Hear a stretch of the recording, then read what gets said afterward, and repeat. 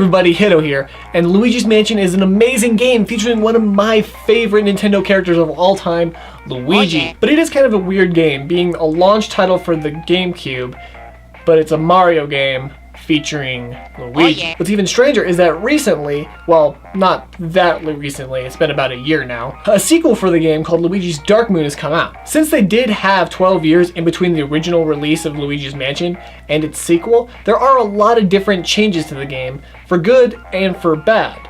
So let's take a look at some of these changes. First off is the story. Rather than Luigi winning a mansion and the lottery, there's actually this thing called the Dark Moon, which is a giant crystal moon in the sky which makes the ghosts kind of happy. They make them neutral, they make them not aggressive. And something destroys it. Oh no! So Professor Eatgag asks Luigi to come in and find the Dark Moon shards and fix it. So rather than going to just one mansion, there's actually 5 different mansions to go to, each one having different unique properties to them, being snow, desert, clock town kind of stuff. Because there are so many mansions to go through in this game, the game actually has a mission-style orientated play. So what that means is, as you're exploring these mansions, certain routes will open and close depending on which mission you're on, because that's where you need to go, what task you need to complete. Which totally makes sense with so many mansions there is, but that is kind of the problem. Since there's all these different mansions that you want to explore, you really can't. You're limited to where the missions tell you to go. Which was a good thing in the first game, because in the first one, you can just go wherever you wanted. You can go up to the attic, go up to the basement, explore however you want, depending on which keys you got, which made it linear, but at the same time, it made you have the experience of exploring this haunted mansion. But that also fixes a lot of the problems that the first game had. While exploring is great, backtracking is not so great. When you had to go from the attic to the basement just to progress in the game, that was kind of a pain. Luigi doesn't move very fast, and the only way you can really move around fast is through teleporting, which I honestly forgot halfway through my playthrough. There are a few gameplay mechanics that they enhanced and or changed for the sequel. There's not much different though. You're still catching ghosts with a vacuum and a flashlight. Not much different. But there are a few changes to these mechanics. So one is the flashlight. Rather than just flashing your light at the ghost to stun them, you actually have to build up a charge, which lays a big flash of light that'll stun any ghost in its flash. Which kind of makes sense, because you've seen like horror movies and stuff where they go into the basement with their flashlight. You wouldn't really think that would just stop the ghost or stun it. So it kind of makes sense for it to be a big flash. And at the same time, having that flash catch multiple ghosts at the same time really helps with the mission-orientated style of gameplay that Luigi's Mansion Dark Moon is.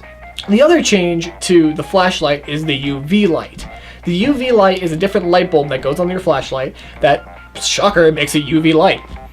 These are used to find hidden things in the game. You're walking down the path and you see a vase.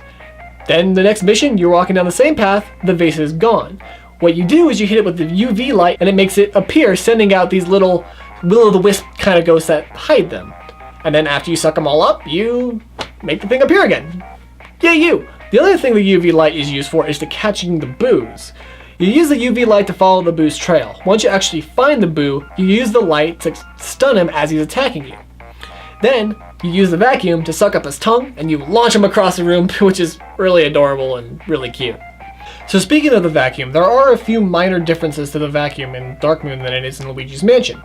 So, in Luigi's Mansion, to catch the ghost, or to drain the ghost's HP, you have to be pulling back and away from the ghost as you're trying to suck him up. But in Luigi's Mansion Dark Moon, you actually drain HP just by holding onto the ghost with your vacuum. But if you hold back and away in Dark Moon, you actually build a charge. And in that charge, it has 3 different levels, 1, 2, and 3. Those charges have corresponding health depletion, which is 10, 20, 30. This makes catching multiple ghosts very easy, as well as catching multiple ghosts with differing health quantities. Speaking of ghosts, the ghosts are relatively the same as they were in the first Luigi's Mansion. But there is no portrait ghosts, or no host ghosts, or whatever you want to call them. There's only the ghosts that inhabit Evershade Valley, which come down to a few basic archetypes, which is the tiny ghost, the big ghost, the thin ghost, which hides in places, the scaring ghost that goes invisible and tries to scare you, the smart ghost that throws books at you, and the fat ghost that is just kind of a slob. And also the dog ghost, which is adorable. There's also the will-o'-wisp ghost, which we already talked about, and the boos, which is kind of obvious. The last kind of ghosts, which are the boss ghosts, are called possessors. These ghosts possess the things around them and kind of make for different fights in each of the mansions. It's a very unique way to use the possessor kind of style of ghost to actually make the boss fights a little bit unique for the different mansions that you're in. My only gripe with this is that they're not very different. They're all pretty much the same fight, just with different elements to catch them, which does make them different, but I really would have appreciated a very unique ghost for each mansion rather than the same type of ghost for each mansion. Finally, let's talk about the final boss fight with King Boo. Spoilers, but I mean, honestly, if you didn't know it was going to be King Boo as the final boss in this game, shame on you. The King Boo fight in this game is super original and super cool. King Boo actually drags Luigi into like the paranormal dimension, and he like torments him and fights him in this horrible ghost-ridden land, and he actually like throws him into mansions. He has to run through them, and it's very unique and interesting, and I liked it a lot more than the original, because in the original it was just Bowser. It was just fighting this big Bowser, which is cool because Bowser's awesome. I love Bowser. Nothing wrong with him. But it felt like they just needed to put Bowser in, which I understand because it is a Mario game, but it just felt too forced. Overall, both games are great. They each do different things in great ways, and it's an overall amazing experience that I think everybody should enjoy. While the first game was a lot more exploration oriented, which is great, especially for the feel of the game, exploring this haunted mansion, the second game kind of capitalized on the gameplay, doing a lot more things better with the vacuum, doing more interesting things with the ghosts, as well as different things with the boos and the wisp ghosts, and I just overall